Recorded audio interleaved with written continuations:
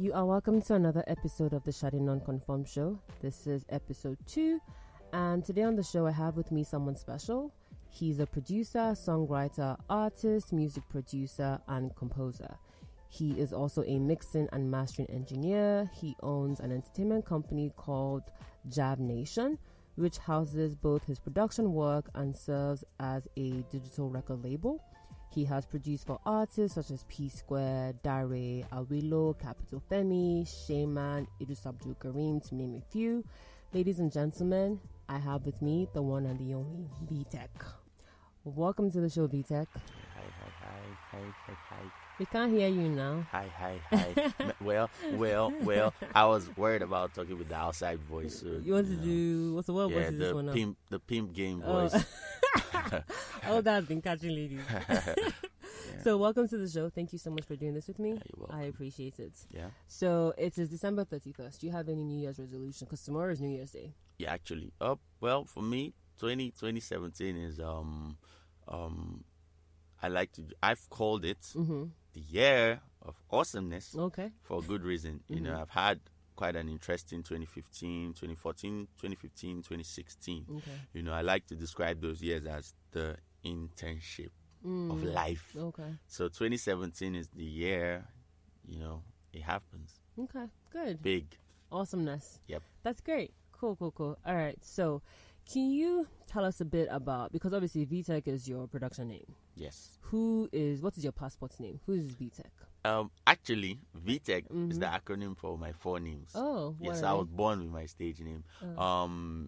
My first name, Victor. Okay.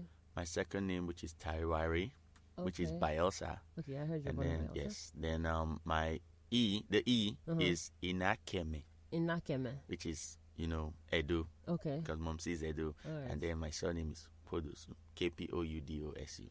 Oh, so Yes, you just so- merged everything together. Yes, I just, and it became Vtek. That's so cool. Yeah, then I stuck the awesome at the other end because, Yeah. you know, being that I'm kind of awesome. You Yeah. are awesome. Yes. We're not, we're affirming stuff into our lives. We're not, Yep. we're not qualifying them. Yep. You know, so it's like you are awesome. That's cool. So Victor, say it again. What's Tarawari, which is House of Love. That's what it means actually. Cool. You know, and then Inakeme is kind of like the cliche Chinese chosen one. Oh. Yes, the one we've been waiting for. Okay. And then, you know, my surname Podosu. Okay. What does your surname mean? It's a weird way they describe it, but basically what it means is all the old things, all the, you know, the woes, the pains are Gone. thrown over. That's cool. You So know. you have a really lovely name. That's deep. Yep. That's cool. Well, thank you for that, you know, brief background on what your name means. So Yeah. where did you go to for primary school, secondary school, uni? Can you tell us a bit about that? Do you come from a family of 5, 4, 3, 2, 1? Okay. First of all, I was born in Lagos. Okay. You know, and I'm from a family of 3. Okay. That's minus Popsi and Momsi. Okay. You're the only child? No, actually, I'm Okay. the second. Okay. I have a younger sister minus and one, an okay. elder brother. Okay. You know, so we're 3. And my primary school education was pretty much, there's a school called Bessie. Okay. We call it Bessie, but it's actually Bessie International School. All right. Back in the day, we used to live in, I don't know if you know where Oshodi is. I know it's really. Exactly. We used to live there. My grandma, so we kept the family kind of close. You know, I did primary school, then I did Igbobi College Okay. for secondary, and then stopped somewhere, and then we moved. When I lost my mom, we moved. Sorry about that. Yeah, we moved, and I went to another private school called Links, Okay. and that was where I, you know, graduated. You know, high school, secondary school, Yeah. and I didn't do university for almost 5 years. Then I got into Unilag. Oh. You know. What did you like people? Yes, but no, I didn't qualify because I didn't stay long enough. I actually dropped out Why did you drop out? twice. Twice. Yep, I got in twice and I left twice. The first time, it was around the time I really started doing, like, I'd been doing production work since 2005. Yes, since that's pretty much when I was in, I think, SS2. Oh, okay. We're getting there, Sha. Yes. 2005. Yes, I hope I'm getting the date wrong because I keep, you know, Mixing flipping it them in up. my head. Okay. But when I started Studio Duties for 2006, you know, so I had been doing production, and then I thought, okay, I could get into school. But I got into part-time, and that was the same year I started really doing production alone. Met with at the time the guy that used to work with the band, and he was trying to get me on their label because the band thing going solo just really kicked, and I had started my own small studio, which was actually a garage, an empty big car garage with the mic and a small booth. So the pressure of doing it was hard because, yes, I was also working as in-house engineer for a studio. Okay. So it was like a day job, school. And furthermore, I applied for diploma part-time. And in my class, we were like maybe 6. Oh, wow. So you can imagine how wacky it is sometimes when you show up and there's nobody there. Yeah. And the lecturers are like, well, maybe just read, if you can, move, change courses, So, in the end, I just went, you know what? Do this on my own. And, I've not regretted it because, I'm pro-school, but I also encourage people to know what they want to do with their lives, really. I figured that a long time ago. So that's pretty much the summary of university. Yeah. Cool. So can you take us a bit back? Because I know you touched on that a little. Can you talk about your musical background? How did you start producing, and what gave you the motivation to stay with producing? Do you play any instruments? Okay. Well, first of all, I grew up in a home where music was allowed. Mom C she used to work in Night Post, and she was like a director. So they would do all those whole yearly albums, all those things, and she was a part of it. I grew up on a lot of music. Carly Simon, my dad is a reggae head. My dad's it. So that one is already settled. We know all the reggae heads at the time, and I did a lot of African music as well. Okay. We really grew up knowing, okay, this is where music is from. When you think of good music, when you think of sane music, when you talk about content, this is the base. From here you can go. Of course, they were very, fishy about the idea of, not sure if being a producer or a musician was a good idea. Because at the time, musicians were not balling. Exactly. But it was like a sin. Yes, we grew up in that home. And from the get, I've always been a music guy. I wanted to tell this. I used to take, like the cassette, the side that's empty. I've put a pen in it and start, doing the turning and singing, and then, transfer the tape here and turn it back, like the side A and the side B. That's how much I was into it. Yeah. I used to do a lot of drawing. We did a lot of singing in the house, but I was just the art guy. So your house was one of music. Yes, music, art generally. My pops was an amazing artist. He was an amazing writer, still is. So we just grew up around all that stuff. It wasn't weird. So I grew on that, and then down the line, I got the first piano, which was taken away by my uncle. Why? Still drive-by shootout situation with him. Are you serious? Actually, not that. It's just figurative. But I was like, why's your uncle doing drive-by? No, it's actually just me going, look, I want to do this. Mom C wasn't too sure, so Popsy bought the keyboard. Uncle plays in church. Oh, let's borrow it for 1 week. 1 week became like till today. And going further after high school, when my stepmom and my dad now figured, oh, this guy is not going to stop doing music, so they reversed the university pressure to music school pressure, and that's where I went to Museum Center. That's cool. Yes, I did. That's where I really started playing the piano. Then I went to Peter King. So I've been around in terms of music, and then of course I played the piano. I mess around with the guitar, but nothing extravagant. But piano is my guy, my girl, my homeboy. Your babe. And of course I sing as well. Okay. We know you're an artist. We get to that later in the show. Yeah. So basically, my music background is rich. Really rich. And my folks were, they were advocates of develop yourself. Okay, you know this. You can stay with it. So I'm very much in touch with the old school. I love the old school music. I really do. Like that bad. I still have maybe like 100 plus of their records, and I lost a few hundred. Like old school music. So when you say old school music, what do you mean by old school music? Wow. Well, I'm not going to say Michael Jackson. That's just cliche. That's not cliche. old school. That's not even that old school. But, first of all, folks they did a bit of classic music. So I had exposure to, people like the Art Tatum's, the early guys. Art Tatum was an amazing pianist, the Nat King Cole. Yeah. That was the very first time. I mean, as a kid, I already knew who Harry Belafonte was, and not because of We Are the World. Yeah. Sure, I feel like everybody knows him. But you knew him before. That's really cool. So I grew on that stuff, I touched on rock, I mean, the Janis Joplin, did a tiny bit of Led Zeppelin. No, it was for me, but there were no limits, there were no limits. And, of course, the Stevie Wonders, the Ray Charles, I guess I just knew a lot of music from the old. So if I hear it, it's nostalgic. Yeah. And I'm not that old.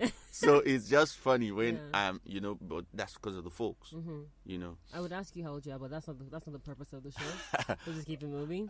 Well, I don't hide my age. I'm not that guy. I'm know, proud of my age. Me too. I don't understand, because I mean, if you're not your age right now, that means you're dead. So at the end of the day, I'm proud of it. But however, let's not digress. Yes, that's fine. That's fine. Yeah. The music for me was from the source. That's what I'd call it. The gospel music. My mom was Edo. Her grandma was core Edo. I mean, I meet people when I say, "Oh, have you heard of Benji?" They're like, "Who is Benji?" That's like a classic Edo musician. Like I grew on that stuff. There were no, "Oh, Victor, that is Teddy Pendergrass." You will listen to 5 of his records and remember. It was just a music. Oh, what's that? Oh, the Bee Gees. Nice. Dolly Parton. Oh, Carly Simon. It all got in. That's and awesome. I learned at that early stage that music is not just the words or the business and all. That came later. It's also the intent, the emotion behind it. As a kid, I would listen to Earth Song and cry. And of course, when I mean emotions, I mean, okay, now that I create, I know you cannot detach yourself from what you do, no matter what you do musically. So my background is rich. I wish I could sum it all up, but I can't, because it's a lot, Shout out to your mom and dad for giving you a well-rounded musical experience of being exposed to different genres of music, because I feel like a lot of times not every child or children have the opportunity to have parents who expose them to a wealth of genres of music. So look at you. Yo, shout out to the folks. Shout out to the folks. Yeah, that's awesome. Okay, so you just took us through your musical background. So now I want to go to, since you already know Janis Joplin, all these awesome people, how does that influence your music production process? How do you go about creating your beats? Do you know what I'm trying to say? Yeah. Can you take us through that process of what it's like to create music? Okay. As a producer, I'd say really there is not a lot of, how do I call it? I can't say there's a process. Like I said, music. What my folks did with art, which is what I encourage people to do. I'll just say this real quick. I find a lot of practitioners of the arts, they are very stuck up. They are proud and all that stuff. And I'm like, fine, there's character issues in humans. We all work to become better people. But you see, with music, you cannot become, I like to call it, an adult. Music is like a child. Music as a person is like a child. He sees candy, he wants candy. He sees, sticks, he wants to put in his mouth, basically he wants to be free. So I grew up like that, and that's the way I make music. I could be here right now having this podcast, and there's an idea that starts to torment. It has nothing to do with what I've experienced. Gone are those days when it was about feeling bad or feeling good. At the end of the day, for me, creativity is freedom. And freedom is almost like that do what you will, mantra, which I'm not a fan of in the context it's used, but in the arts, I am, because, music, the process of conceiving the idea, the conception is born out of anything. It's not tied to an emotion or an experience, rather. It's actually tied to an emotion. And of course, I have a studio. So when I have these ideas, I turn on my PC, pull out my keyboard, there's a few people that are always around when I work sometimes. They're also songwriters, singers as well. So for me, the process is there's no trail, there's no roots for me. It's not one-dimensional. No, not at all. There are times I just make music myself. There are times I have to run it by even the random guy that's just a friend that's, okay, hey, listen, how do you feel? Oh, good.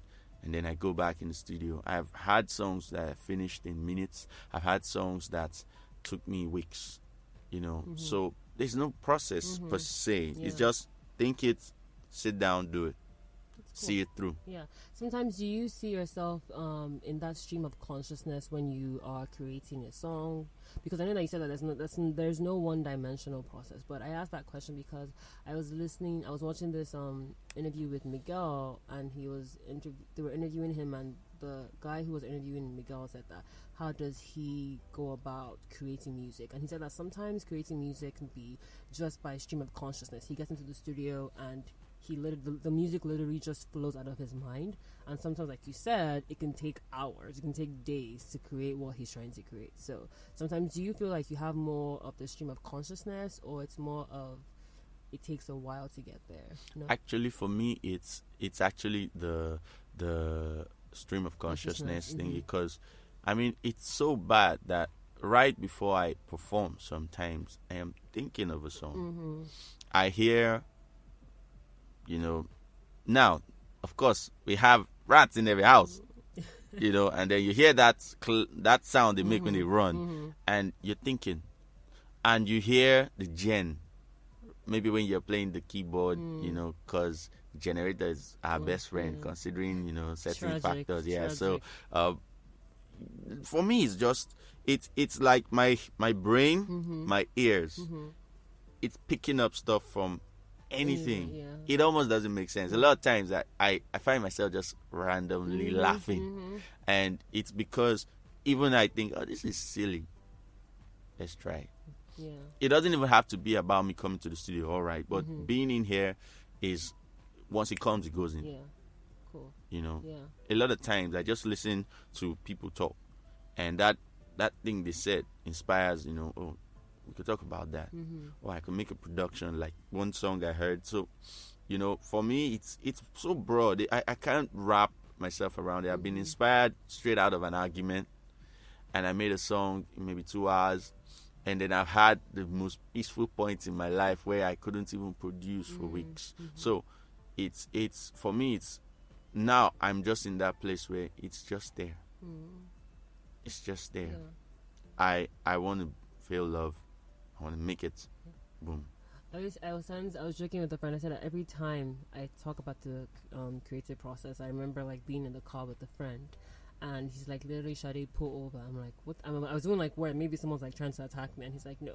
Brought out his phone, and he just began to like hum into the phone. He's like, I need to catch this. If I don't catch it now, if I don't say it now, I'm going to forget. So yeah, it's just very interesting. Actually, I'm guilty of not doing that. Oh, not doing this that. Because yes, I do it sometimes, but I just had a wonderful idea this morning, and I can't remember the idea because, of course, it just came, and I was doing a whole bunch of stuff in the house, and I was like, now I won't forget. And yes, human factor kicks in, but that's just the way it is. For me, it's just it's like when people say, "Oh, Vtek, I would like to have your brain." Like, you don't want that. It's not a good idea. It's not quiet in there. I feel like it's that whole thing as human beings. Like, we want what other people have, and we're never content with what we have. So. Yeah, trust me. Okay, so you talked about the music production process. Can you tell us what types of software and tools that you use when you create music? Okay. For me, I like, for one, I started with Cubase. No, actually, I started with Audacity, which was just a music editing software, not really for recording, but I recorded it. Then I moved to Magix. Okay. Magix Music Maker at the time. Okay. And I found Fruity Loop. That's when I really Then started. everybody, Yes, you know. Yeah. Now, of course, when I heard about Fruity Loop, it was the Lena software. Isn't it ironic? Because every big song I made was from Fruity. Every single one. That's cool. If I've made 20 in my entire career, maybe about 2 are from other softwares. Okay, now I did Fruity Loop. I started working in the studio. They were using Reason and Cubase. But I always had my eyes on Pro Tools. I knew I was going to go to Pro Tools. So right now, my workflow, Fruity Loop, Pro Tools. Which Fruity Loop, one do Pro you Tools. prefer? Actually, I like both, but I like to separate them. When I want to do my beats, I do them in Fruity. I do all the music in Fruity Loops. Then if I want to do certain technical things like maybe automations, all the fancy effects, I just leave it to Pro Tools. So Pro Tools is my editing, mixing, and mastering flow. Fruity Loop is my production flow. Even in my head, that's the way it's segregated. They don't cross. Yeah. I've had to make productions in, Pro Tools, but the workflow is not the same because I didn't start with it, and I think the office in my head just knows, okay, the department of production is Fruity Loop, department of everything else is, and then of course I have all these beautiful plugins that really make our work great. Like, one, I love the IK Multimedia T-Rax plugins. A lot of people use T-Rax alone, but I like to use it in Pro Tools. And I came to find that every software, one way or another, has its own unique tonal character. Like the new Cubase 7, 8, it's really warm. And then back in the day, I used to use Nuendo 2. Nuendo 2 was very edgy. So for me, Pro Tools is just the middle point. So when you say like one was warmer, one was edgy, how does that affect the production of the music? Actually, it's just signal flow. Okay. You get, when you do things like mastering, that's where you really start telling. Because when you master some maybe it's just the GUI, maybe it's just the interface that programs your mind to hear and work a certain way. But when I've worked with all these softwares, the only one I've not really worked with is Logic, because I'm not the Mac person. Me neither. Yeah. So I've worked with all of them. They have characteristics that make them wonderful for starts, but in the end, they are just tools. They are just tools. So by the time you get into it, it doesn't matter anymore. I use, of course, the classic Waves plugins. Their bundles are awesome because, with Waves alone, you can do anything, including production. Then, of course, the T-Rax, I mess around with Pro Tools Air plugins. There are plugins in Pro Tools that are amazing. I can even do a mix in Pro Tools from top to bottom without anything extra. For me, it's simple. I have tons of plugins, of course, but I don't use tons of plugins. I know the ones I go for, and if I was to elaborate, it would take a long time because I'll be talking about a lot of them in details. It's okay. And you'd be like, what? No, but honestly, that's the point of the shows, for those even who are music producers and songwriters, and those who are not really familiar with music creative process, for them to be informed as well. So we're not averse to you going in depth and being very technical. That's the point. We want to educate and inform people. So feel free to talk about, all the technical things that, is in your world of music production. We're totally very, very happy to hear that. So I know you touched on mixing and mastering. Can you tell us what is the difference between mixing and mastering? Because some people think that they're the same.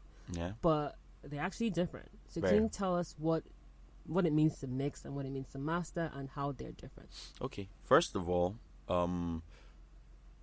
production, maybe the conception is not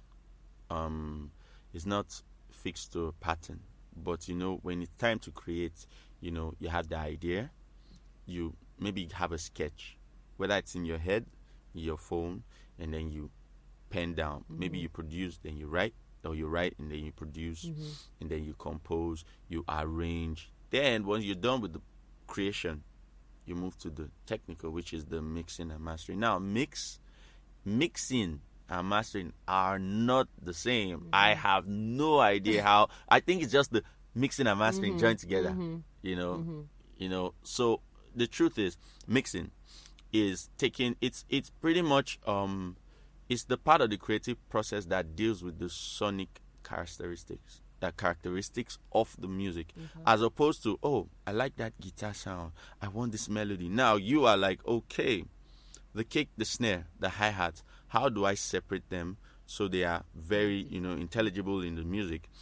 Oh, I think this song is a classic. I think we need to put a guitar amp that gives it that rock feel to sound like the 70s, maybe something Nirvana or someone did. And at the end of the day, mixing is probably even almost maybe more important, because everything is refined at that point. The sonic characteristics of the music, the brightness, the dullness, everything you hear that gives you the feeling of the music, for the most part, is driven by the mix. Okay, I recorded in a dry room, but this music is a big band song. That's the mixing. The mixing now goes, okay, look, we have a bunch of dry instruments. We got to take a good reverb, something, maybe a plate reverb, or if you want a big feel, you have your reverb set to maybe like hall, just to create that feeling. Yeah. The idea is that's the sonic carving of the music. You've done the creative music creation carving process. Now this guy, or the guys in some cases, will sit and go, look, let's make this song hit you sonically this way. Now mastering, the way we use it, the context we use it, is actually not completely correct, because people say mixing and mastering, but the process of mastering is usually used in context of an album. Ideally, what we do is mixing and pre-mastering based on maybe a single, for instance. It's called a pre-master because we're talking about the body of work. This is like, okay, before we get to that point of mastering this collection of music, let's do a pre-master for this. It's just terms, but mixing and mastering are very different. Mastering is basically taking the music and maybe by just light enhancements, bringing it to commercial standard in relativity to the genre. Okay, mixing focuses on the sonic characteristics. Mastering basically goes, okay, now this song sounds wonderful, but it's not loud enough. Okay, at the end of the mix, maybe the song is not bright enough. Let's just touch up a little and basically take the next song close to it, and say, okay, these songs can stand together in the market.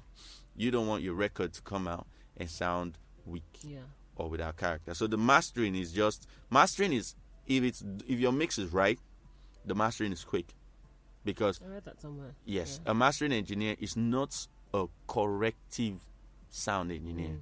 If a mastering engineer is correcting errors on your mix, you need to go back to the mix. So they are two different things. The mixing engineer is probably the guy with the most work, because he has to take your creative idea, the producer, sit down with it, sonically balance it, so you are feeling what you felt when you made your music, maybe even better. And that, okay, when I finish this record, the guy out there who is not connecting to this guy has to connect to him, has to hear this vocal and feel, oh, love, or feel, intensity, or feel, happiness, So they are intertwined. But you see, mastering is just the guy that goes, okay, you're done, right? Okay, good. Maybe pull up the levels, apply little effects, maybe compression, EQ here and there, stereo imager, just to make it, okay, now we are taking it out there. There's a commercial standard.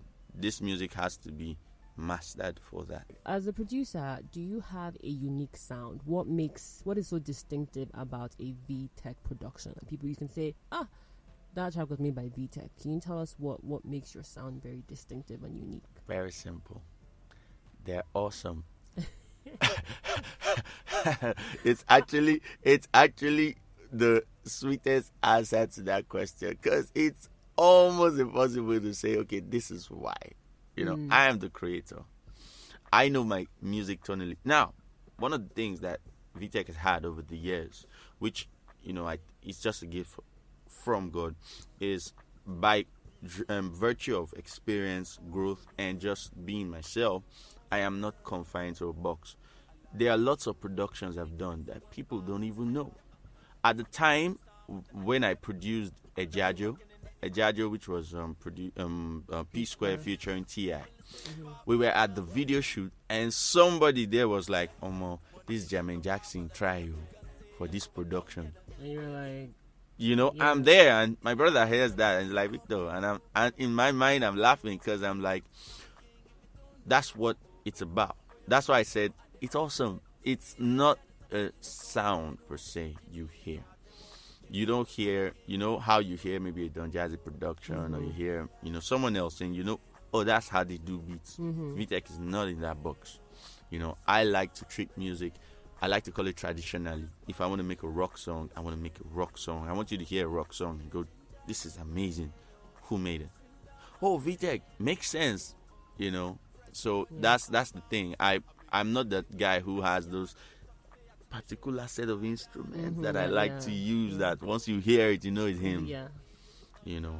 And that's just what I feel makes me, still be here, because I've done movie scores. I'm still doing movie scores.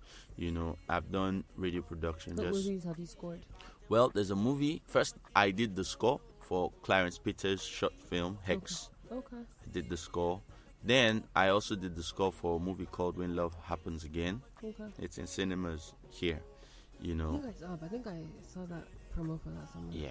Yeah, I actually did the score. Nice. Me and Captain Femi. Captain Femi did a lot of the music, but I did the score. We were actually listening to Spotlight, but with you and Captain Femi. Yeah. So basically, I have plenty of range. I have worked with Fuji guys. I've worked with reggae guys. I've worked with guys that in their mind are rock stars, because as far as I'm concerned, there's not a lot of them here. I've done a lot of gospel. So I don't have a tonal, signature. Cool. Maybe you hear my voice on the record, but awesome. That's about it. Yeah, I asked that question because I was reading some article a while back, and I remember they were interviewing Stargate. And they asked them that what was distinctive about their production, like what makes a Stargate production? How would you know that that's Stargate? And they said that for them, they feel like their trademark is classic melodies with contemporary music production. So they said that they don't do too much, but they just do just enough. Yeah. So again, I don't feel like their response was very particular to a specific sound. It was just very general what they said. But the thing with that reply is, I could say that, my production, are very melodic. For me, I grew up on a lot of music. I am very musical. If you hear even my pop beats, you'd still hear that music. Like, okay, this guy knows his strings, he knows his bass, he knows his guitar. He wants you to feel something, even if it's an unserious song. I wouldn't say it's a classical thing. It's just where some people have picked up on a style, I've picked up on the feeling, and I tried as much as possible to leave it on my records. Spotlight, for instance, people hear it and they're inspired. Then they listen to something else, and they feel like there's a feeling it gives you. And then some say the songs, like the beats, sing. That's actually the way my productions are described the most. They said the beats, like the instrumentations they sing. When you hear them, you can hear songs. I don't know if that is the perfect, but I mean, if someone tells you, when I hear your production, it sings, great, that must be what you feel. And there's some hear it and you're like, it's very musical. You can hear it and know, okay, this is music. It's not just a great record, but it's music. So that's just, I guess that's, and of course on my records I put my signature. Awesome. So cool. Okay, well that's really good to know. Now just making a quick segues, do you think that Nigerian music has a peculiar sound? Still sticking with that sound question that I have, do you think that Nigerian music has a peculiar sound and that can be identified anywhere in the world, and do you think it should have a particular name? Because, I don't know if you've read, there are lots of articles that say there's this whole issue between Afrobeat and Afrobeats and Afropop. So do you think that Nigerian music has a peculiar sound? And if it doesn't, should it? Okay. This is the first thing that causes all this long things. That's what I call it. Unnecessary drama. The first thing is we are such a diverse country. You have Yoruba, Hausa, Igbo. Inside the Igbo people, they have Ari, they have High Life.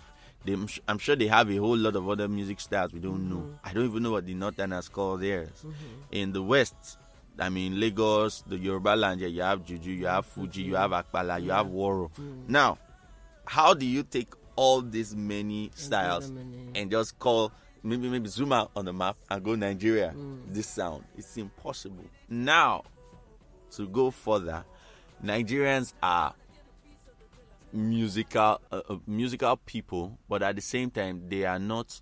I'm thinking of a word that won't sound too mean, but the word is, or the term is, Nigerians explore whatever works. So you see, right now, a lot of big records here sound like what, like the post effect of Kona.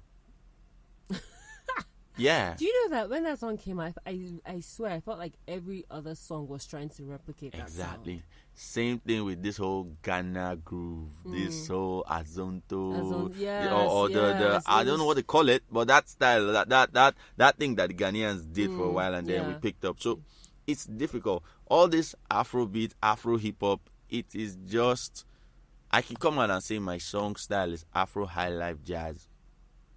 And then I start flaunting it. It's difficult to categorize Nigerian artists. That is probably why a lot of mainstream guys may not even get the proper international recognition, because you can't. Fine, they said don't be in a box, but even outside the box, there are boxes. You are a singer, a rapper, or a singer that raps, or you are, that those descriptions are clear. Okay, when they listen to you, they could tell, okay, this is a reggae person that's maybe singing R&B every now and then. Oh, this kind of music is derived from here. Basically, what we do, if I was to call Nigerian music anything, I would call it Afrofusion. Personally. Afrofusion. Why I would call it Afrofusion? Not because of the fusion style, because of the word. I mean, we are biting from everywhere. Everywhere, it's all encompassing. Remember when Awilo, the Gumba, was like a demigod here? Everybody had an Awilo type record. Do you understand? So I have always called what we do Afrofusion because there will always be that Nigerian factor. Maybe the language, maybe the melodies, but we don't have a style. The styles we have are the traditional styles. The same way you go to Brazil and say, what kind of music does do Brazilians do? I'm like, okay, we know of the sambas, like the samba, and they have very intertwined culture. So you can associate their music to one dominant culture. Same thing with maybe the francophone speaking people. You'd go Sukus, Makosa, Zouk. But you see here, there are too many, and they are on the opposite sides. Yoruba music has nothing to do with Northern music. Igbo music has nothing to do with any of them. So it's just Nigeria cannot be put in a category. So we're sticking with yours. Afrofusion. I would call it Afrofusion. That's why a lot of times, Two-Face got on the billboard for world music. Why would they put him in world music? Because they don't exactly know what he does, And as awesome as it is, that's what we deal with. What is the Grammy going to nominate, or what are the Grammys going to nominate you for?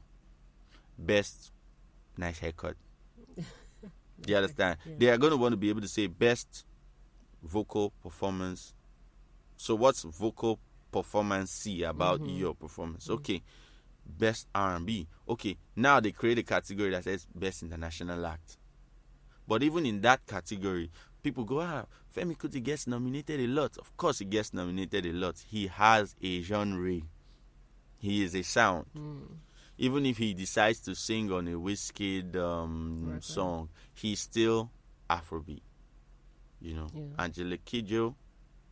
These are people that were recognized by not the pop stations, not the pop awards, like the proper academy type awards. And that's where we need to start figuring out. Nigerians brag about what they have, but what they have is not exactly theirs all the way. and that causes a problem. Well, a quick question. Do you spend a lot of time working with other artists or even songwriters and music producers? Well, in terms of creating sounds and also just songwriting, because I know that you write songs as well. Yeah. So is that something that you have to take time away from music production to write songs? Not really. Is intertwined? Very.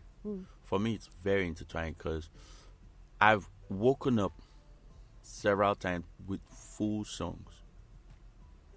I mean, the beat, and the lyrics, and the arrangement. So it's that gangster. Can I be like you and I grow up? Enjoy. Well, many times this happened. Yeah. So it's intertwined for me. I don't have to make a beat and think, oh, what do I put? In fact, at the point where I'm making the production, I already know what it's supposed to be about. That's even what drives the song. In fact, sometimes, and I don't tell this to a lot of artists, a lot of the productions I make for them, I have to make a song for me, then give it to them. But no, they're telling them so they know. Okay, now they know. Yeah, they But know. I mean, okay, very good example. Daria Talade featuring Olamide. Okay. I just got told, make something that will work for Daria. And then the Afrobeat, I thought, okay, Daria hasn't done Afrobeat. I'd like to do Afrobeat for him. And there was a friend of mine. So, once the beat started, I knew, okay, this was going to be another Asiko. Yeah. But it can't be the older ones he had. And that Asiko, that part was the first part that came. In fact, I made the production so that I could record that part. That's the demo. And then we started composing from there. And then my guy who also writes, his name is Chang. That's his stage name anyway. Okay. Yeah, Chang. I can't even explain why so, because he's Igbo. But does he have a social media handle? Yes, he does. What is his social media? Call me Chang. That's call hyphen me. Call underscore me underscore Chang on Instagram. I don't know. I've not taken note of his handle on Twitter. No, that's fine. It's just for, because I give people that, deserve the publicity. Yeah, so he's a good writer. In fact, a lot of the songs I did with Psquare, if there was anybody I ran it by, it was him. Because we are kind of like muse. Where you find someone that, y'all are just, you can Jones and be serious in the same realm. I mean, we're just like that. So he's that guy, and we do a lot of writing. And for me, it's just how the music comes. But a lot of times they come in beats.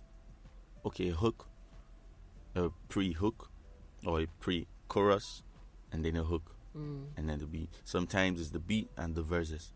Very rarely do lyrics come without music. Oh, wow.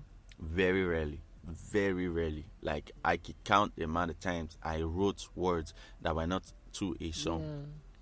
So it's just the way it forms in my head. I think I've just programmed, yes, probably because of the way I started, because when I started production, I had all these demo softwares. So I had to start and finish the song.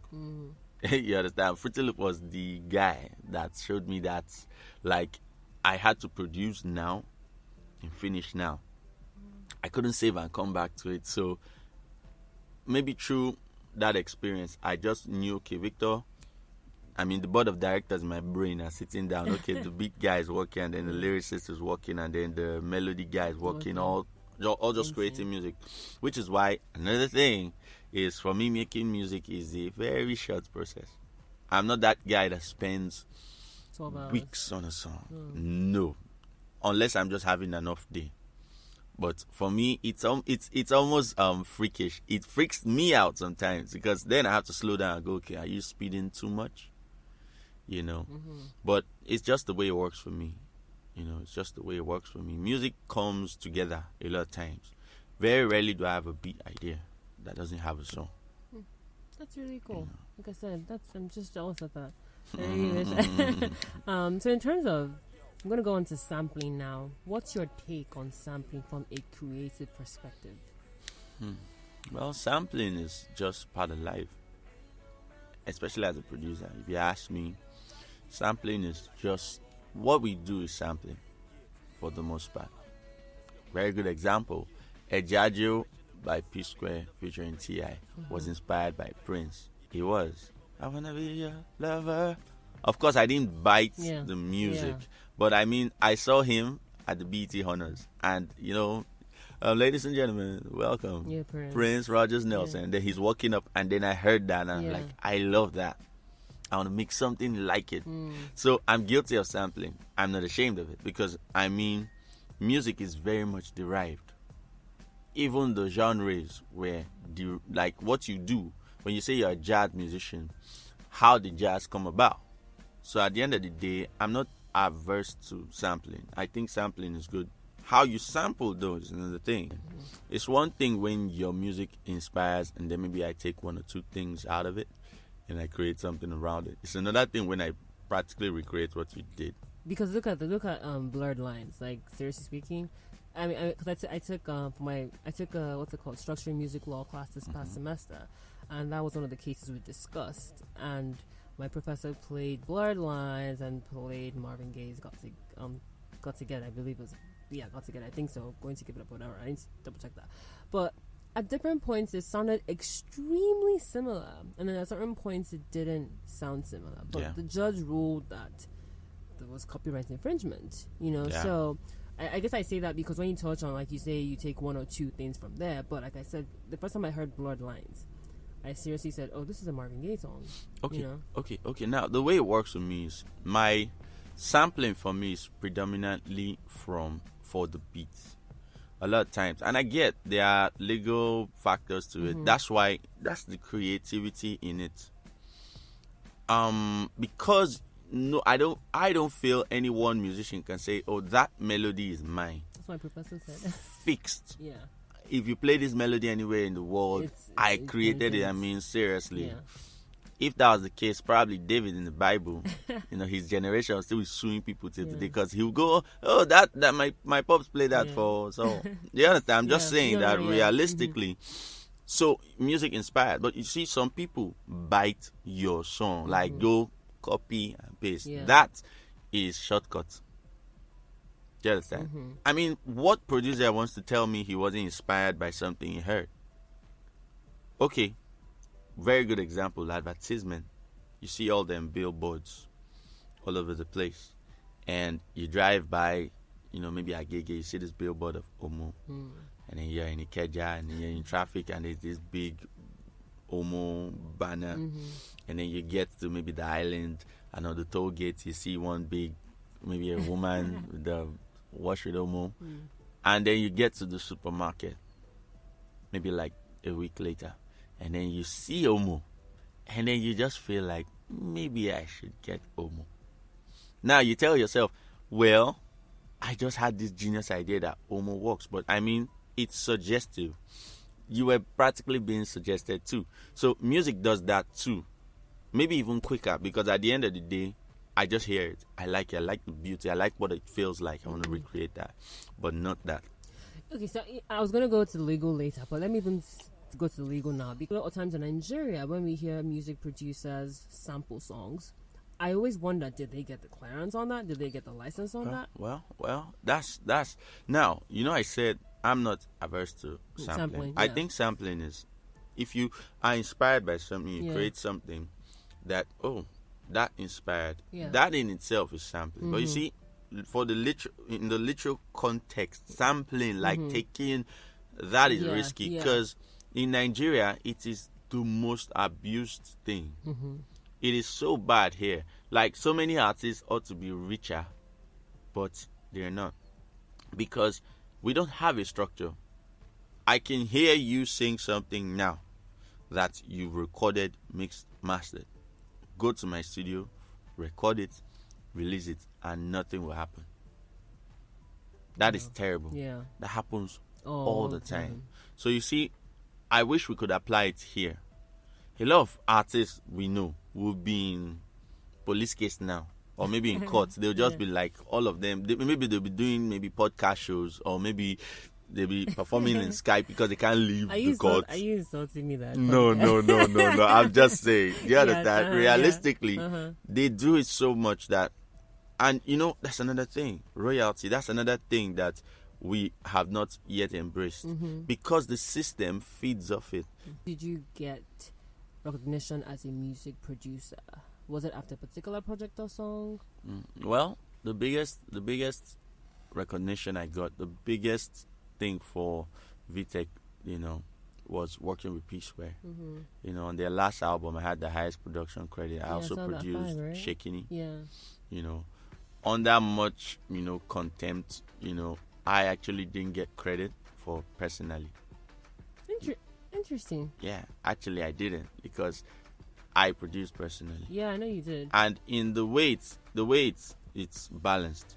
I produced personally, and it was co-produced by Paul, because it was an original idea from him.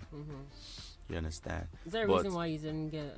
Well, that's now the sentimental part. It's the issue of, it's now an individual thing. Yeah. It's an individual thing. It's not a business thing. We didn't have an arrangement that said, "Oh, Vtek, you don't get credit." Yeah. There's also another major artist that once told me, "Can I be a ghostwriter?" But this is post Psquare. I'm like, no. Yeah. You understand? So, personally, Ejajo featuring T.I. Shakini was really big in the continent. I did. That's basically where people knew Vtek from. Vtek has been there. I've done works. The song with Captain Femi was a year before. It was getting rotations on radio steady. A lot of people knew, but when they now went, okay, this is someone we have to look out for, was the Psquare time. Because that was Double Trouble, right? Yes. And you produced 5 tracks: Shakini, yes, Ejajo, No Be Joke, EJ Love, Enemy and Solo. Enemy Solo. Yeah. That's Awilo's. Yeah. And you also mixed and mastered. Yeah, pretty much the entire album. Except for I read that except for two records. Yeah, which was, and those 2 records, of course, ran by me, because I was the supervising producer. Do you understand? It started with me, ended with me. So my contribution on the album was very huge. Yeah, but, I think that just even during developing the show and just doing all the research, I think for me, it was just nice to see that music producers are actually being cited. We're actually saying, oh, this was produced by Vtek. Credit to, what I'm trying to say, because a lot back in the day, that was not. I mean, we're not perfect, we're not there yet. But I'm saying that it's nice to have that. To read something and say, oh, produced by Vtek, or you go to Wikipedia and you see the different tracks from Double Trouble, and it's like, oh, produced by this, produced by that. You have artists releasing album track list, and it specifically states who produced what, who mixed and mastered what. Yeah. So Well, for one, it's good, but like you said, we're not there yet. Of course, it's not enough to put a person's name on jacket or Wikipedia. No, yeah. You understand? You have to make people. It's because. And I say this as a Nigerian. Nigerians, we don't really like ourselves.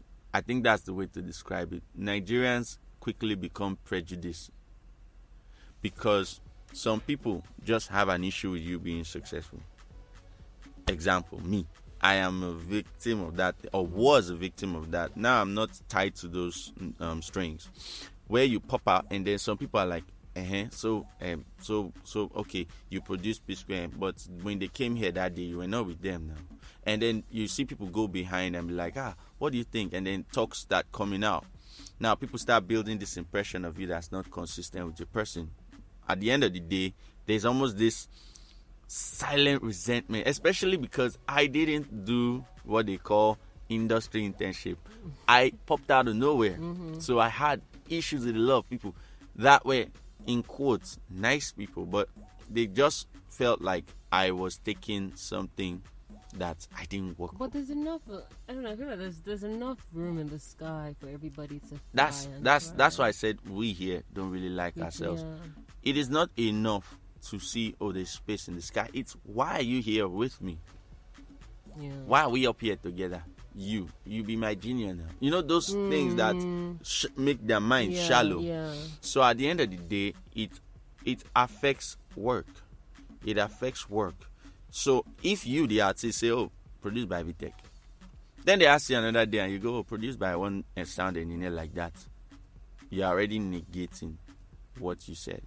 Now, these guys want to go and so what, and the other producers, but I mean, I could use an artist or two as an example of what happens when your artist understands that these people don't need jackets. They don't need... Yeah, it goes beyond that. It goes beyond that. And if you have a producer, your producer is also an extension of you. You do not disconnect from the guy who makes your music that way. You understand? The way I disconnected from a few people. And I am thankful for it because I was, in quotes, under that shadow for a long time. I was new. Yeah. In 2014, getting my break, there was a lot I didn't know. And the people around me were not telling me. So I was jumping into loopholes. And time was gone. So I decided, it's better I have no ties with you. So I know I don't have anybody. It makes no sense to say, oh, I have a father, but I don't have a father figure. It happens. I'm saying it does. Doesn't make it good. So that's basically it. Just to quickly go back, what was it like working on Double Trouble album? What was that? What was the experience like? The experience was good. It was good. I mean, these are at the time, they were Africa's top group. Yes, they still are. Well, by accomplishments. Yeah. Yes. But you see, time moves. Yeah. Time waits for no one. Michael Jackson is not the pop singer of the year this year's Grammy, or won't win it because he's not here. But by accomplishment, Psquare are the best. Work ethic, good. Yeah. Then they as people know the business. So working with them was a very good eye opener, for good and for bad, because I also came to understand the industry I'm in. Yeah, I remember reading that, like you said that. You understand? I came to remember to realize the industry I'm in. Like, okay, though, everybody's your friend, but they are not. So at the end of the day, I learned it from them. As much as I learned, okay, this is what it's like when you now being focused on. Okay, this is what it feels like when people now see you as a force to reckon with. Okay, that guy over there, this is how you run business with them. I learned it in that time.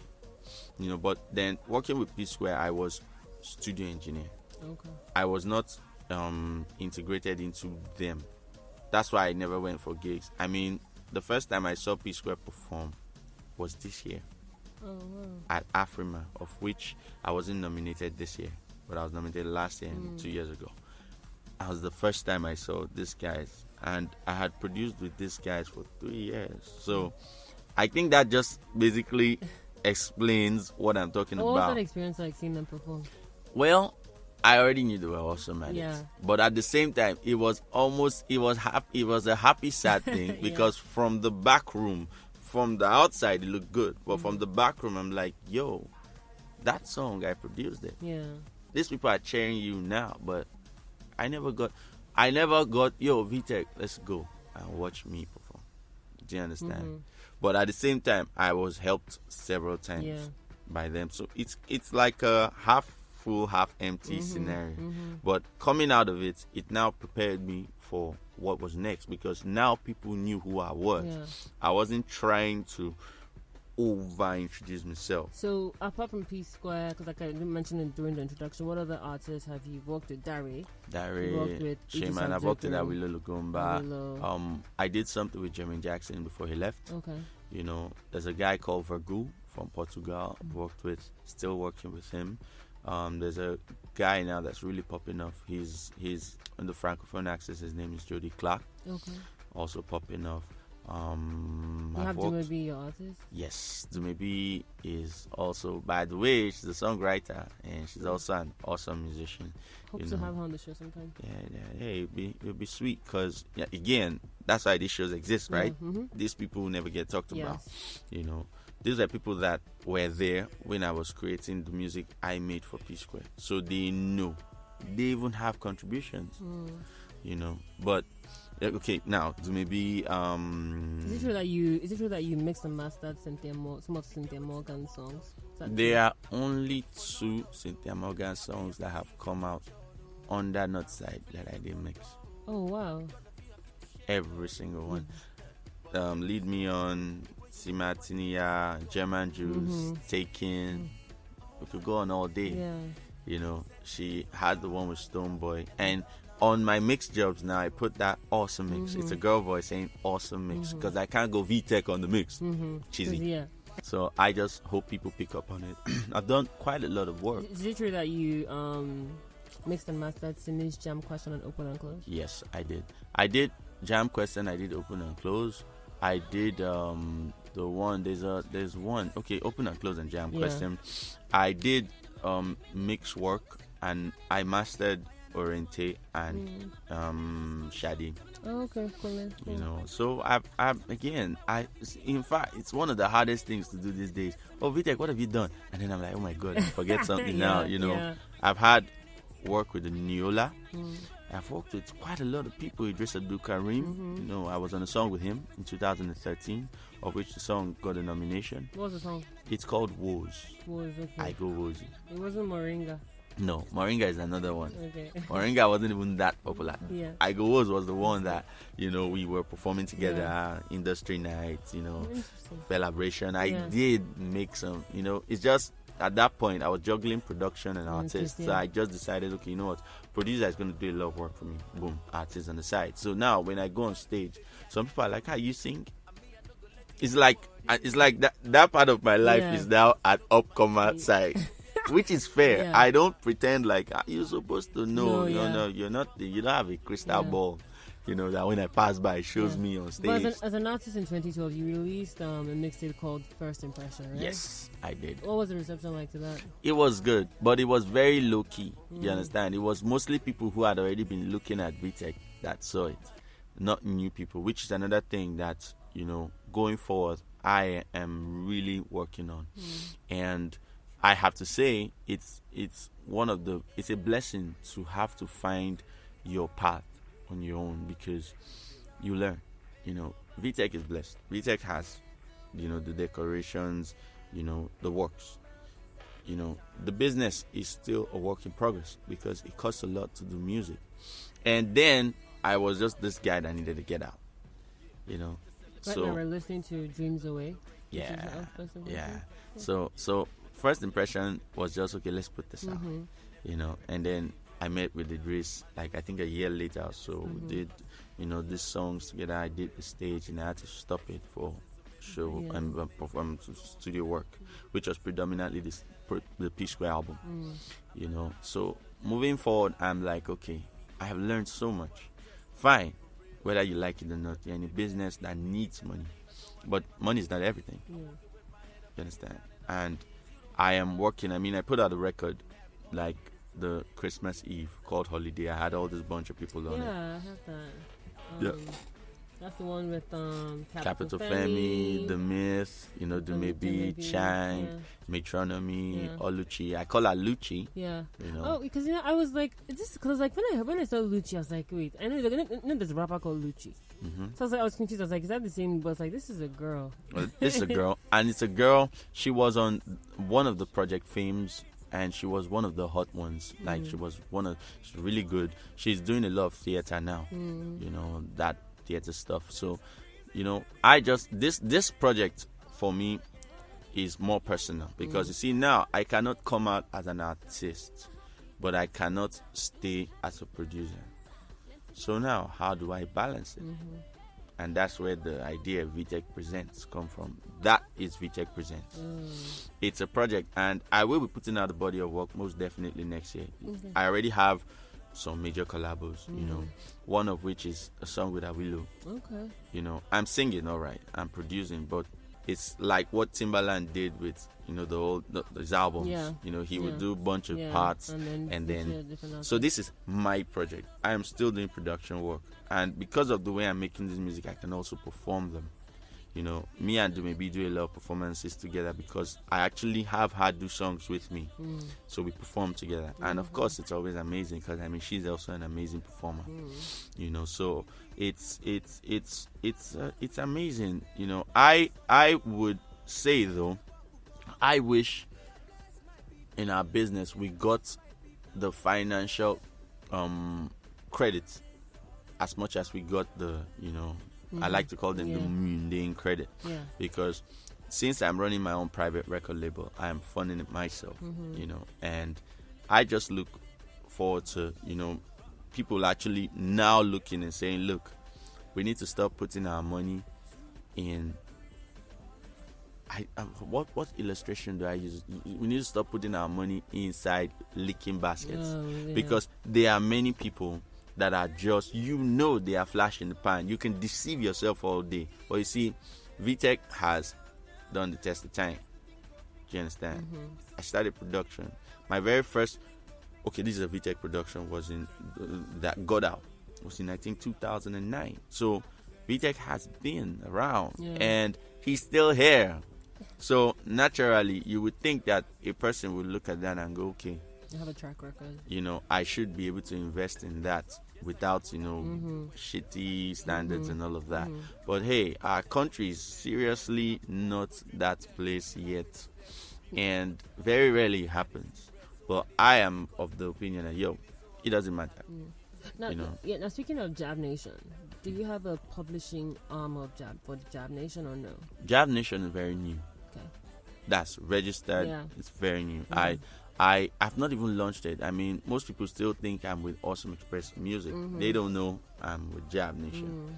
So can you tell us a bit more about Jab Nation? Jab. It's actually the full meaning is January Awesome Ventures. Okay. It's a venture.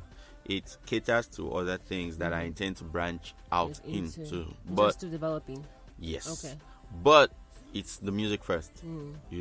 So of course it caters to my production. When I work with a person, it's Vtek for Jab Nation. So that's what it is, and it's new. I have not done so many things. I've only registered the business. I have a legitimate business. But things like publishing, and yes, I have been blessed to work with some amazing people, but also unfortunate not to have worked with some amazing people. So I can do everything. I can't do everything. I can't chase publishing as focused as I would chase production. And why is that? The thing is, first of all, being that I perform, I started as an artist, so I'm not even doing it for the hustle. Yeah. I really want to do it. Yeah. It's still something that I have waking dreams about. You understand? Yeah. But you see why I said I can't chase both is this. It's responsibility. At the end of the day, whether we like it or not, there must be somebody or some people around you that go, okay, while you sort this out, let me sort that out. It becomes a hurdle when you have to sort both out. You can't do because it's going to be creative, there's business and there's legal. One is going to have to suffer. You understand? So do you have a lawyer? I have friends that are lawyers. Okay, I have one particular person that looks out. But again, this person is not my lawyer. It's my friend. That's a lawyer. Because, like I said, coming into the business, there was a lot that just hit me. Yeah. I wasn't ready for it. Now I know. And moving forward, I know I have to just do things the right way. Let's get lawyer, manager, accountant, publicist. Yeah. Everyone's looking out for you. I'm a very big fan of Mastercraft. Okay. I actually really like his stuff. What is it that you like about Mastercraft? The music. That's the thing. No matter what Mastercraft is producing, it's musical. So there's a lot of richness. You hear it and know that's music. Even if it's as we call it, tile track, it still feels like music. There's still emotion. There's a bass. I like what DJ Kublon does. I really do like it a lot. There used to be a producer back in the day called Spanky. Yes. I really liked. I don't know, but I liked his stuff. That's so true. I love the stuff. Of course, I like what Don Jazzy does. Of course, major respect for Cobams. I mean, he was like the first producer I heard here that was doing things with music that I didn't think could happen here. You could hear a production and be like, that's a Nigerian guy. Okay, I think I need to fix what I believe about us. Somehow they played a role, And then, of course, my, I like to call him my big bro, Of course, Oscar. Yes. Oscar, for the most part, for me, apart from the music, he also has been influential experientially. I have picked up a lot from him. A lot. And I tell him, even if sometimes I want to do like this drive-by shootout on just his legs, not his whole, but just the legs. But I mean, he's also another producer respect. He knows the sound. These are guys that are musical, so I'm attracted to that. There are tons of them. I wish I could recollect every. But those are the ones. But those are the ones that come to mind straight up. And just making that connection again, another question is, do you think that there's a healthy camaraderie amongst Nigerian producers? Nope. Why is that? I have no idea. We are the guys that can't even have a committee. Because I was going to ask, like, should Nigerian producers have a union? The union of divided producers. Hopefully 2017 changes that. Yeah, well, I hope so. This is the thing. It's still, again, another mantra that makes this industry what it is. Not too good. Every man for himself. You hear things like, I be king for my lane. I'm like, things like that encourage you to be in your own tiny space where you might actually lose track of reality. So a lot of producers, because of the way we are, I mean, for me to get credit for my production at that time from a group of guys was wahala. So now imagine after all that hustle, you now come and say, okay, let's both share credit. Unless you think the way I do, your first instinct is like, no, go and hustle your own. Go and sort out your own. And that's how a lot of producers are. A lot. You know, that's interesting because even just trying to get all these producers in Nigeria to do this podcast interview, I've been fortunate that I reach out to certain people and they're like, oh yeah, I should interview this person, interview that person. So I feel like it's sad that you feel that. Not that you feel that way, because like I said, I've also heard what you've said. People have said that there is no camaraderie at all. But on the flip side as well, even just trying to get you here, I know that was someone that was able to help me get your number. So that's how the truth is. Yes, some producers look out for other producers. But in the end, what legendary beats do, two guys, is very uncommon. It is almost it'll be one person that wants. It's always one person. Or Stargate, exactly. And that's another thing. Okay, Vtek and Oscar, Vtek and Cobham. You see, that mix rarely also happens because every producer is in their own space, and very rarely do their spaces cross. Word of mouth is normal. Oh, yeah, you should work with that guy. Hey, you should meet Tony Ross. Tony Ross, by the way, is the producer of Cynthia Morgan, who's also a very good producer. Yeah. You get? I can say, oh, that's a good guy to talk to, but is it the same as, oh, that's a good guy to work with? Producers rarely do that. So it's the reality. Yeah. It's not even being negative. Yeah, no, yeah. It's just straight up the truth. Yeah. I am probably one of the only guys that really would like to sit with another producer. I mean, a lot of productions you hear, it's co-produced, but you don't hear about the co-producer. You only hear about the producer. Because that's the way the system here has been built. Do you feel like one of the reasons why that's the case is because we don't have a proper structure? And do you feel like that may change if, we now get proper structure of distribution, everything that we need to get the Nigerian music entertainment industry to the place, like music industry, let me not focus on entertainment, music industry. The thing is, if there's a structure, it would be mandatory. For instance, what I did personally, for instance, it wouldn't be a war. It wouldn't have been a discussion. Vtek worked on personally.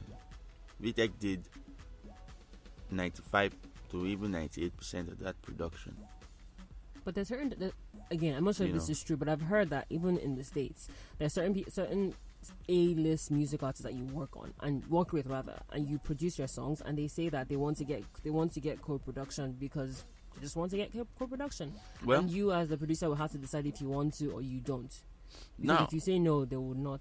Now, the thing is, co-production credit, it applies for things like royalty. Yes. So that's why a lot of the artists want to put their names there. Of course. No, yeah. They want to feel like, oh, and I should be able to. But you see, that's even better. If it was a case of Vtek produced and Man A or Man B co-produced, is fine. But it's another thing where Man A says I produced and Vtek co-produced, but he's telling the collecting bodies that no, this guy doesn't get that much of a share. His contribution is small. But that's the guy on the chair. That's crazy. Yeah. So a lot of these things are not set in place. So if I walk into your session, like and let's say you produce, and you say, oh, Vtek, come, I would like you to add the bass line, and then I show up and I add the bass line. I've done extra programming. That's another thing people don't talk about, programming. And at the end of the day, it says produced by you.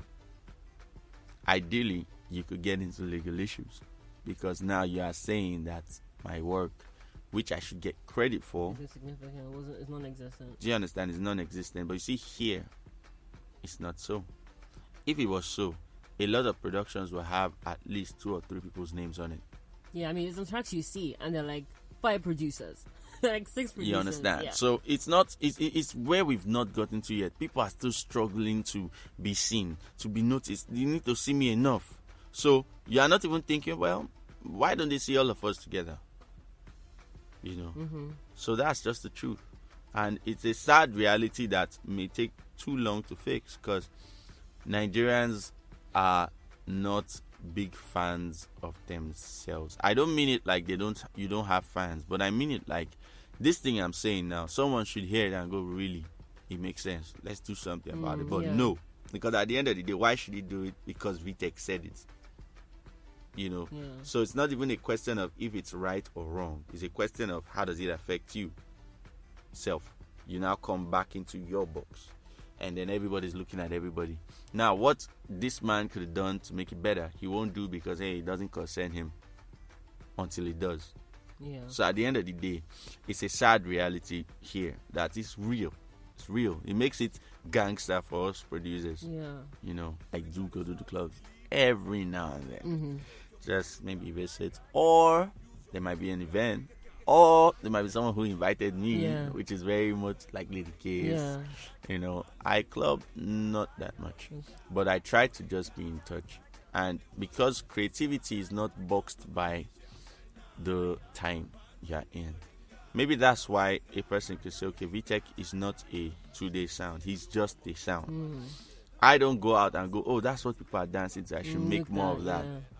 So I just narrow it down to, do I want to do it? Will it be fun for me? And I'm a geek. Okay. Yes. Well, now we know that you're a geek. But actually, I'm the geek that the girls liked. So they've stopped liking you? No, they still do. Okay. Not, you said liked. No, like high school geeky. Oh, okay. You know, like not the dumb smacking my throat books on the floor geek. No, I was not that type of geek. But yeah, hey, I guess it also reflects in the way I work. Yeah. You know, it actually does reflect in the way I work. Okay, so in terms of not going to the clubs to identify sounds and say I have to produce that kind of sound as well, what have you been listening to recently, and what types of sounds get you hyped? Well, I like instrumental music. Okay. You know, I listen to a lot of soundtracks, like movie soundtracks, a lot. Yeah. You know, orchestral music is like the high for me. I want to really get, you know, do more of that, but you know, it's gradual. Yeah. Then I listen to I that's the funniest thing. I think it almost suggests that this nigga has no order. But for me, there is too much music. I listen to any. Lately, I've been listening to a lot of I think it's called Sukus, the guy called DJ Arafat. Like I've been listening to him a lot. At the same time, I've been listening to a rock band or a rock artist called Numi. Okay. Is that lovely. It's not Nigerian. He has an album called Be Your Own God. I've been listening to a lot of Drake, The Views.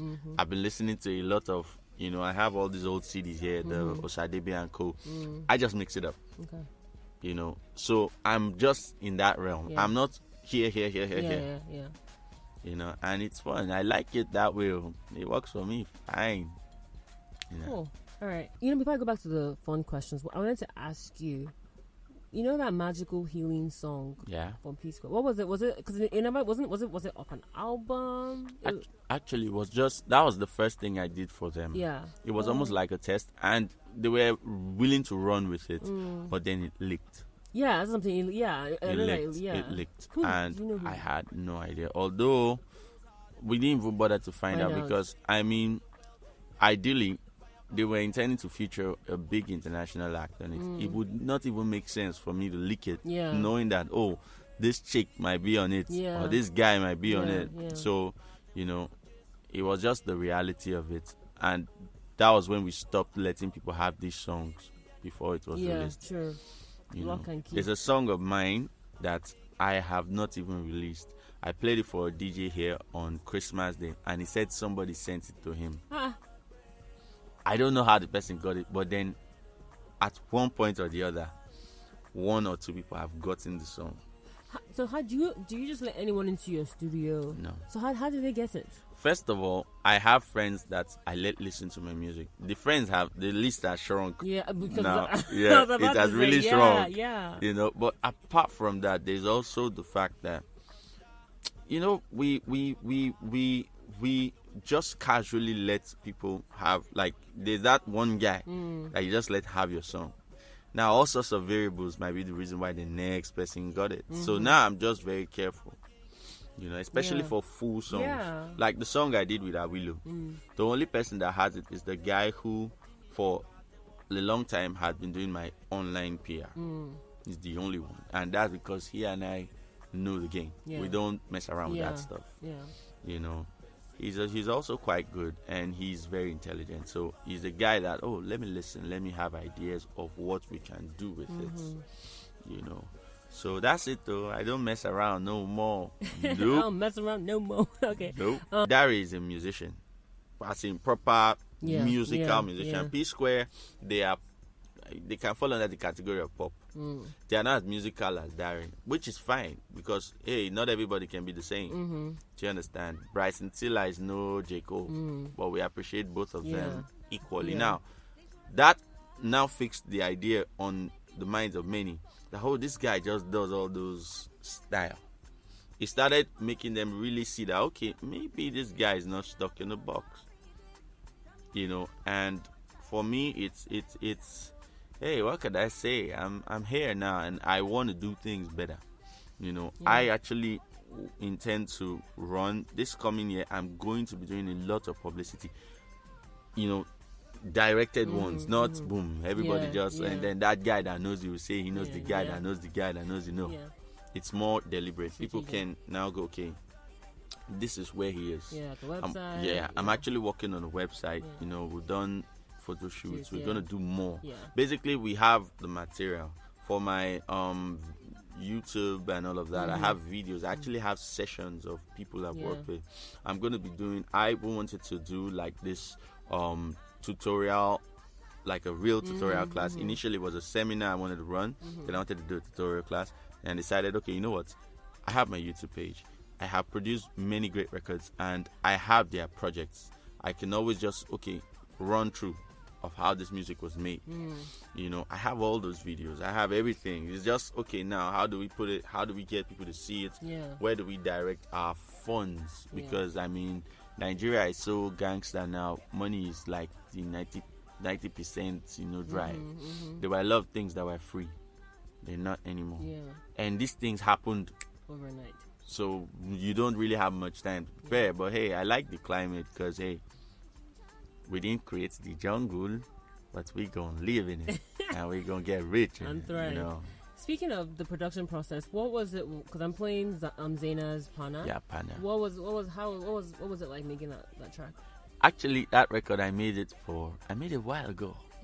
I sent it to someone, an artist, and for lack of a better term, they were slacky. Then I sent it to another, and then she was not. She wanted it, but she was playing a card that I wasn't comfortable with. Now I was supposed to do stuff for Zena, and then I just played it for her, and then she said, "Okay, let me play it for Deola, who's you know." And then she was blown away. And the song that was with me for maybe 4 or 5 months, we finished it in 4 days. This song is predominantly Dumebi. That's Dumebi. She's the one that pretty much wrote this song. Did you know what inspired her to write the song? Actually, I had the direction. Oh, okay. What was the direction? The direction was you know, this strong female character, like you know, girls culturally here are of the opinion that you can't ask a guy out. But this chick is like, yo, she's very strong, driven. You know, forward.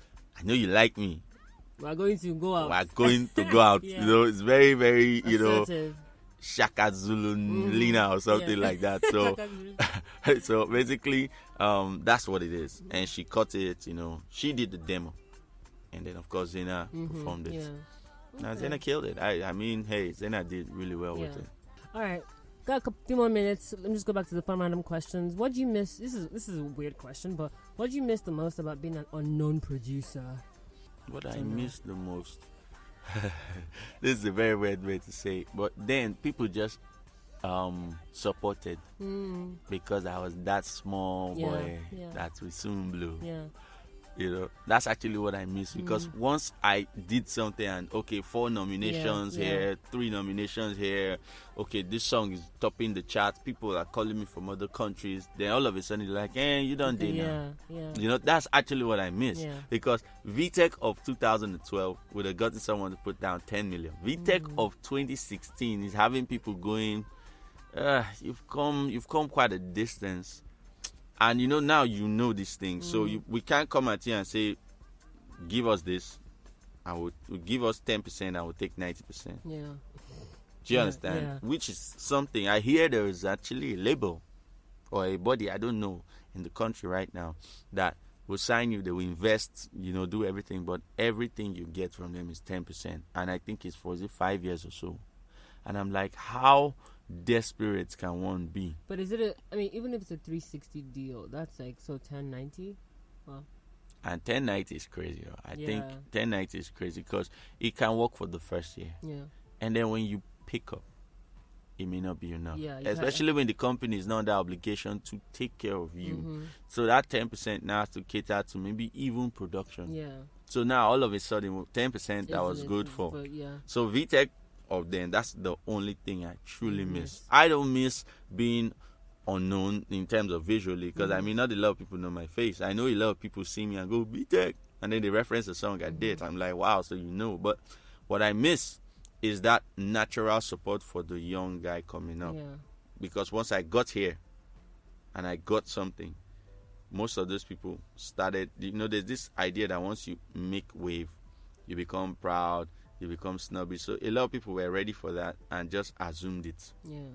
The other half were like, we've been here, and now you want to show up, and let's ride. It now became like this turf war. Yeah. It's silent, but it's there. And then it became a hell of a journey, because this is 2016. My biggest project was in 2014. Between then and now, I've not done a whole lot, because I literally sucked myself in. I wasn't going out. I was just indoors trying to figure stuff out. What do I really want to do? Now someone comes and says, Vtek, what do you want to do? You can't tell them, I want to be the greatest producer ever. That's so scattered, But now I have plans. I have business plans. I have things that are just waiting to be executed. Yeah. That's cool. So that's what I miss, really. Good. That's really nice to hear. What are your 2 favorite songs of 2016? In Nigeria. Nigeria. My 2 favorite songs. Even from a production level. The funniest thing is I listen to a lot of the songs, and sometimes I even get confused when they were made. Do you understand? For instance, when you said my favorite, you said 2016. Well, we will have one more date of 2017. Exactly. When you say 2016, I'm thinking, what are the songs I heard? There's a song by Bracket and Timaya. It was produced by Mastercraft. I really loved the production. What's it called? Celebrate. Oh. I really liked the production. Really loved it. Let me see if I could think. Because, no, I wasn't. I'm a fan of what Techno is doing, but his song was not my favorite song. I liked it a lot. Yeah. I love this Diana song. If I was to pick a second, I'd say Diana. Yeah. Because I like how it sounds and I like the consistency, That's about it. It's very scattered, because all my favorite songs are from 2 years ago, 3 years ago, most of them. I can name them for days. But this year, I don't know. Maybe celebrate. Okay, cool. Well, I'm going to let you go. Thank you so much, Vtek. You're welcome. This has been... I was going to ask you what should we expect from you in 2017, but you have already said at the beginning that we should expect a lot of awesomeness. Yeah, actually, it's going to be, because this time around, I'm done figuring stuff out. It's execution time. Yeah. And I feel sorry for anyone who tries to obstruct it. I also feel, blessed to be here. And I tie everything to God. This time around, I don't I don't want to take credit for being alive because he's the one who does it. I tell anyone, I tell my crew, you got to check with God. That's the most important thing. 2017 is sure because he confirms it, period. I don't care what the circumstances are. Yeah, so you're talking about how people can stay in touch with you on Instagram, Twitter, and Facebook. So, Well, my Facebook is www.facebook.com/VtekDawesome. That's D-A. Yeah, DAWESOME. Now, Instagram, Twitter, LinkedIn, Snapchat. I have one name, @VtekDawesome. Okay. Now, when you link up with any of these profiles, you can get further information on how to reach me, like my email, maybe even a phone number you could reach me by, But my handles, Vtek Dawesome, @VTEKDAWESOME, no space. Okay. Cool. And just end it on a positive note for those people who, or anyone who's trying to become a music producer. What advice would you have, or would you like to give to them? The advice I'd give anyone, it's maybe even a life advice, is fail and get it out of the way. I think that's the word. Don't come in here afraid that things will be rosy. No. If you know, okay, it's going to take 7 failures, 7 mishaps to get to the 8th day of glory, you should start now. A lot of people haven't started because of these fears. A lot of people have started, but they're afraid to go further because of these things. You have to start. Fail and get it out of the way. Learn, grow, put yourself out. Believe in your craft. People will question you. People will challenge you. Oh, what do you think you have? You tell them this is what I have. And then you put it on the table and they're like, wow, this guy knows his or her onions. So it's very important that, first of all, you can't come with fear. You have to get up and go. 2, actually work on your craft. The longevity favors those who reinvent themselves. Longevity favors the reinventors of self. So you cannot be a fixed being creatively. You must develop. As you are facing the challenges, you are also getting better. So the challenges have no choice but to respond to you. What books can they read, or what websites can they go to visit to stay on top of what's going on in the music production industry, not just in Nigeria, but also around the world? Well, I think what I'll do is anyone who wants to get resources from me should follow me. Okay. Do you understand? Yeah, I actually do have a lot, because I could link to websites, but you see, I can throw you off, in quotes. I have things I learn with. They're in front of me. I can give you that. But you gotta follow me and contact me. You gotta to get that information. Exactly. Well, Vtek, this was did you have a good time? Actually, I did. It's been a while that I just spoke awesomely. Awesomely. This awesomeness thing. But I'm really glad I did this interview with you. I'm so glad, because I was really I was kind of worried that wasn't going to happen. You're super busy trying to get you here, but I'm glad that you took out time. I really, really appreciate that. Thank you for coming on the show. You're welcome. So we're looking forward to hearing more from you in 2017. Yep. Lots of awesome stuff. Yep. Lots of new work with artists. Website manager, all the great stuff that you're looking forward to. Yeah. Cool. All right. Well, thank you so much, everyone. This is the show. I'll be back with episode 3 with another special producer at the show, talking about the creative process, and we'll touch on issues on business and legal matters. Till then, stay tuned. Bye. To ensure that you don't miss subsequent episodes, you can follow us on our various social media handles. On Twitter, we are at TheSNCPodcast. So that's TheSNCPodcast. So TheSNCPodcast. On SoundCloud, you can find us at SNC Show. So that's TheSNC Show. On Instagram, we also are at the SNC Show handle. And for those who would like to reach out to me by email, my email is shadenonconformist@gmail.com or shadenonconformist@yahoo.com. Alternatively, you can follow me on Twitter at shadenonconform. Till next week, bye.